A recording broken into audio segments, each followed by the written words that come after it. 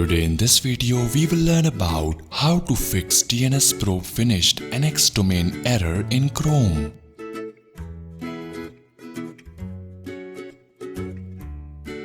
In order to fix this error, the first method is to check IntoDNS.com with the IP address and match it with the IP address after pinging in CMD.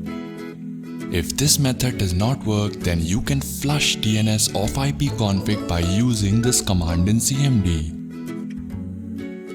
Now the third method is to check the website in the private window.